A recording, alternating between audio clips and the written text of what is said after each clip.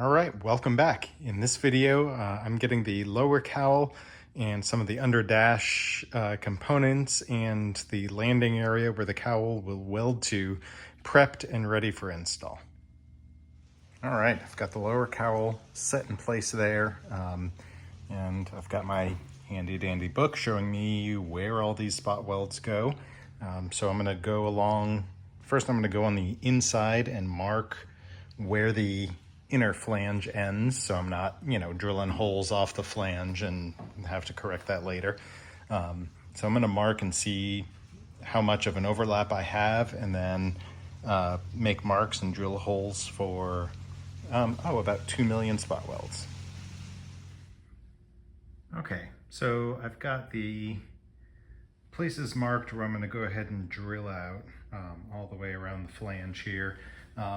At least on 67, 68 Mustangs, the lower cowl attaches to the sideboards, the firewall at the front, but it doesn't actually attach to anything beneath it on the back. The upper upper cowl actually goes on the other side there. So at least for fitting this now, just doing the 3 sides and then the corners where it interacts with the dash here, and then the cross member, whatever you want to call it, of the dash there.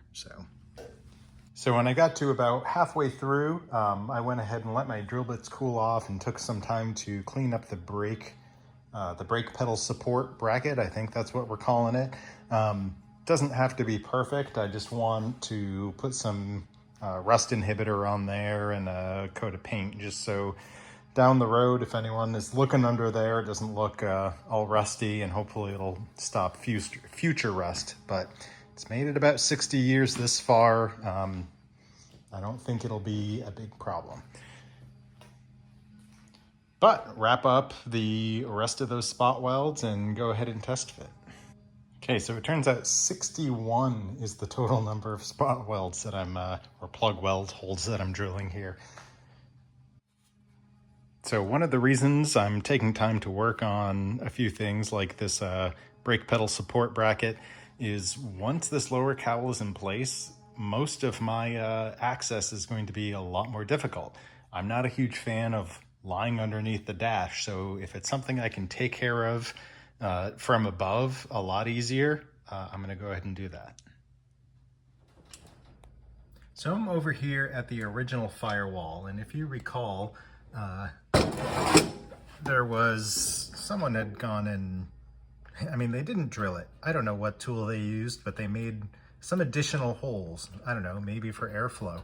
But you can see that one there, this big can opener one here, and then whatever happened here. I'm assuming they mounted something else for a brake booster and needed to punch new holes through there.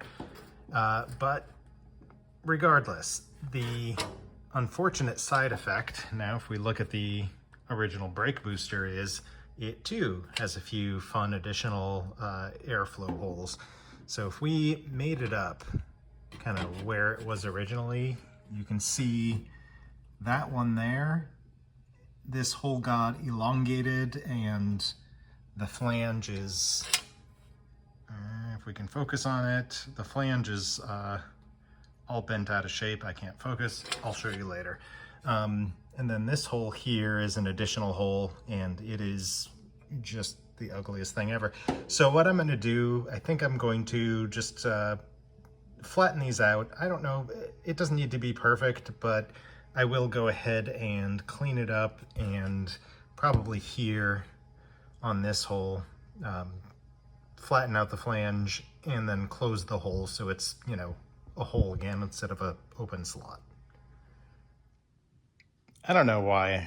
I realize most of the stuff is original, but I always still love just seeing the original date-coded parts. Okay, before I weld anything up, I am test fitting this brake pedal bracket in there, just have it held in just with one clamp.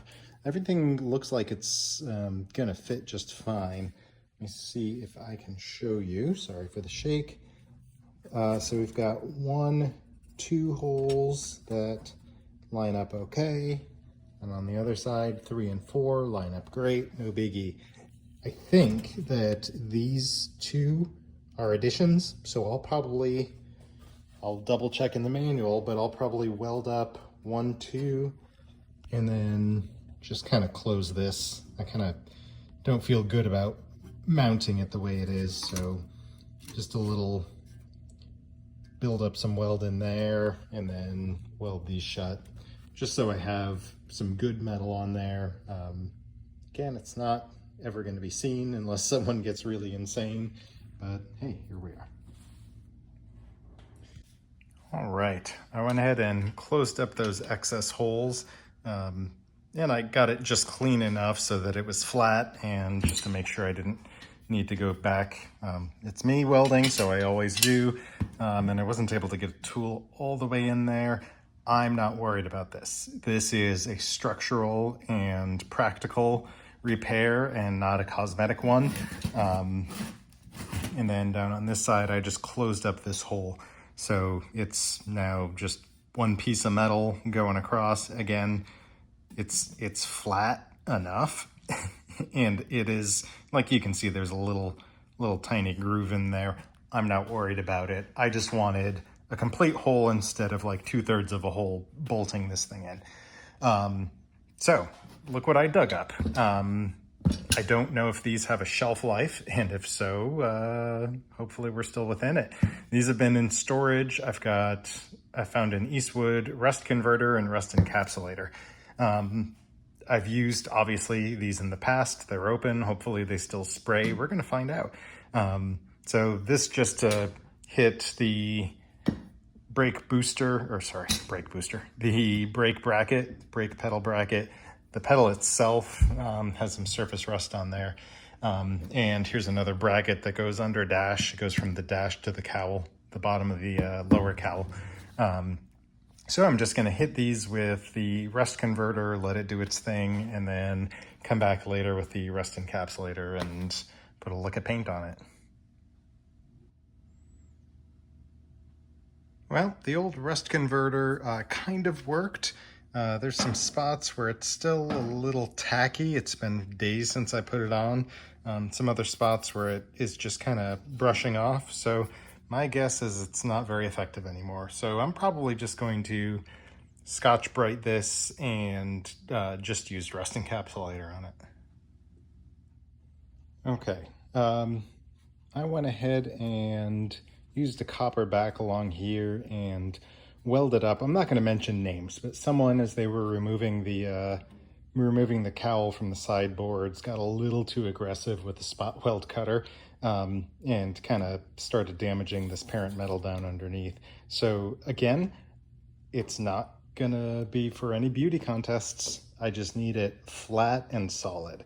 So there's still a few spots I want to clean up.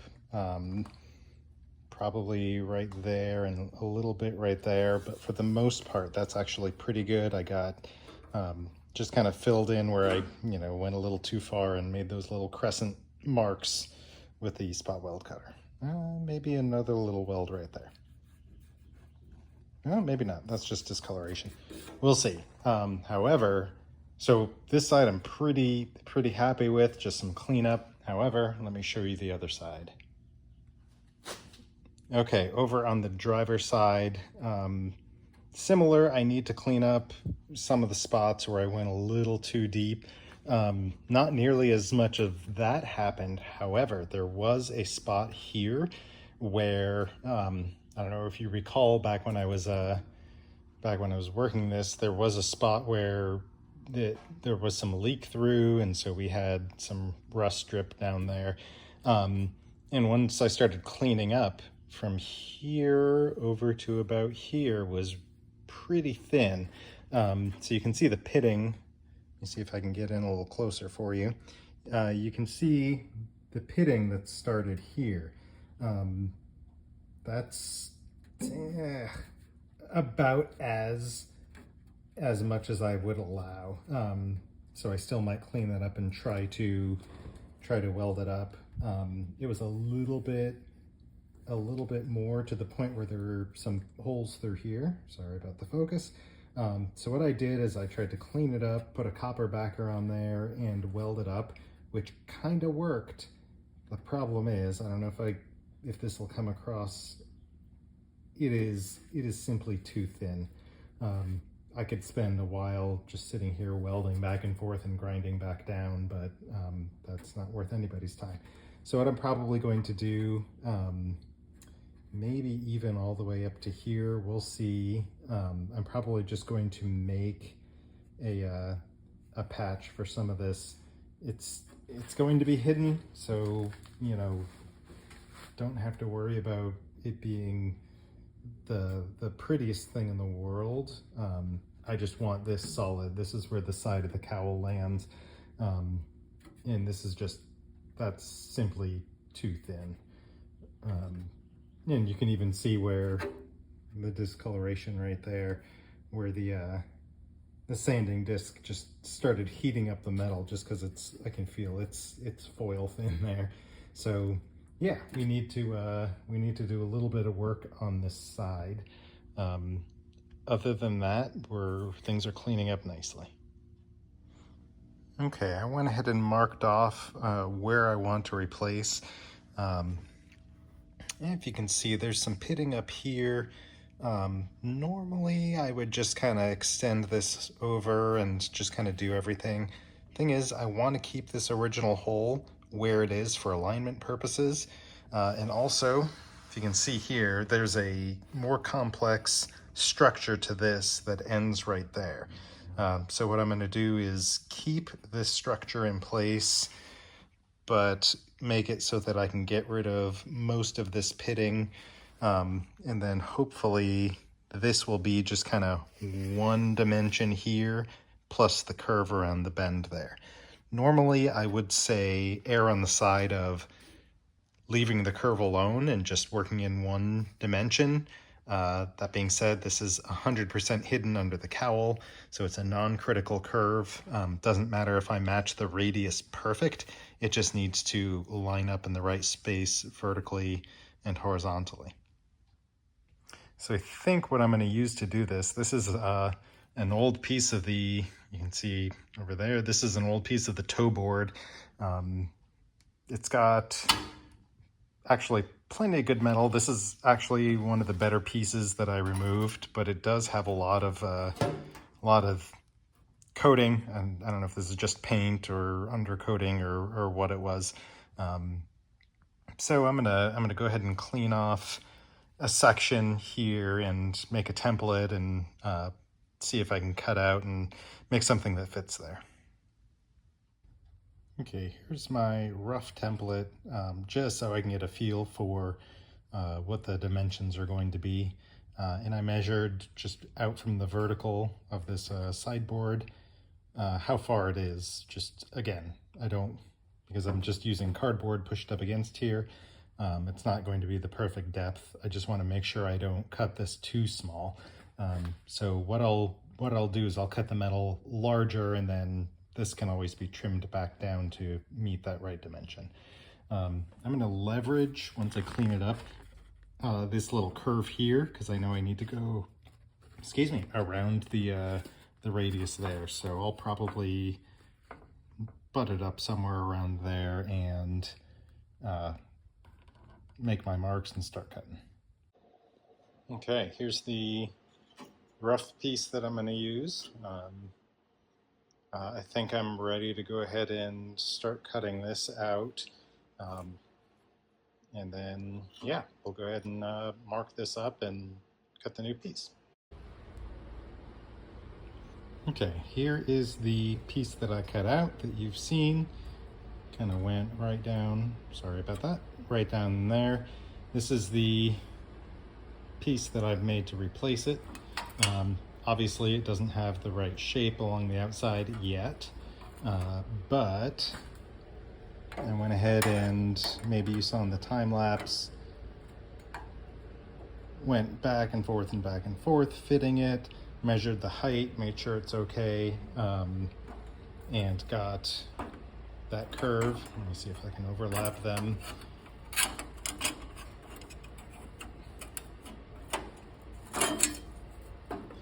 got that curve. Well, hard for me to do one-handed, but the bend where it hits right about here in the cowl, just right so it flattens out and follows the same shape. So what I'm going to do is I'm going to clean up the edges around where it's going to be welded, clamp it in place, and tack weld at a few strategic spots, and then just start slowly going around and welding it in place. Okay, this is the new metal, or I guess replacement metal. It's old metal, all in place. I think the time-lapse died at some point, so hopefully you caught most of it. Kind of similar to other repairs I'm doing. I was just grinding flat enough to make sure I got full coverage, didn't have any pinholes. I think I got one right there. I still got to fill. But this is going to be sandwiched in between. The lower cowl is going to be right here. No one's ever going to see this. It does not need to be perfect. So really just kind of ground smooth just to make sure that I had good welds, good penetration, and you know, they didn't just pop off.